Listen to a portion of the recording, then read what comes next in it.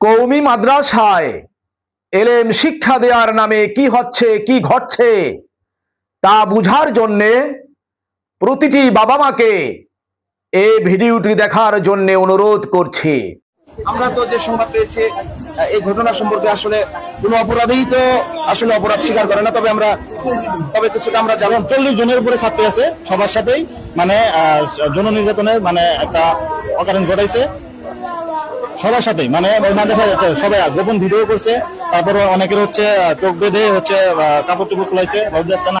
প্রিয় মুসলমান ভাই এবং বোনেরা, আপনার কলিজার টুকরো আদরের সোনামণিদেরকে, ছোট ছোট বাচ্চাদেরকে কওমি মাদ্রাসায় না পড়ানোর জন্যে, কওমি মাদ্রাসায় ভর্তি না করার জন্যে বিশেষভাবে অনুরোধ করছি।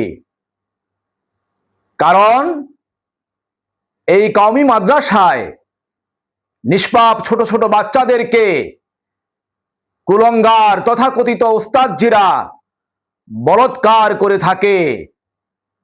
পিছনে এর শত শত প্রমাণ আমরা পেয়েছি, দেখেছি। সুতরাং এই কওমি মাদ্রাসায় কখনোই আপনাদের নিষ্পাপ বাচ্চাদেরকে ভর্তি করবেন না। তারা ছোট ছোট বাচ্চাদেরকে সর্বনাশ করে দিচ্ছে। আল্লাহ পাকের লানত এদের উপরে অবতীর্ণ হোক। আর যদি ভর্তি করতেই হয় তাহলে কওমি মাদ্রাসার বোর্ডিংয়ে, ছাত্রীবাসে আপনার ছেলে মেয়েদেরকে কখনো রাখবেন না।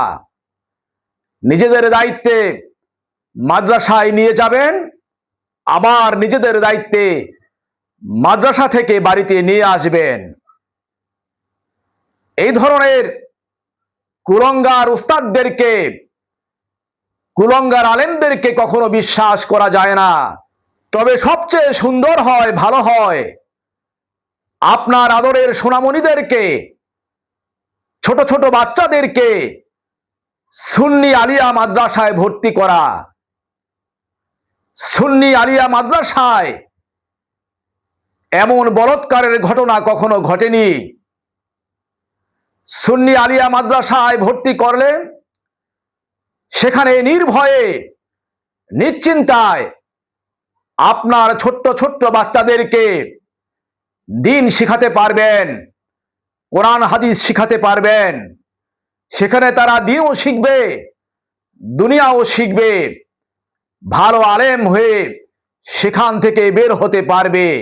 তাই নিশ্চিন্তায়, নিরাপদে সুন্নি আলিয়া মাদ্রাসায় আপনার নিষ্পাপ ছোট্ট ছোট্ট সোনামণিদেরকে, ছোট্ট ছোট্ট বাচ্চাদেরকে পড়াশোনা করাতে পারেন।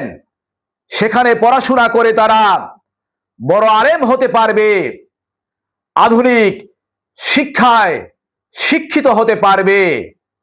আসসালামু আলাইকুম ওয়া রাহমাতুল্লাহি ওয়া বারাকাতুহু।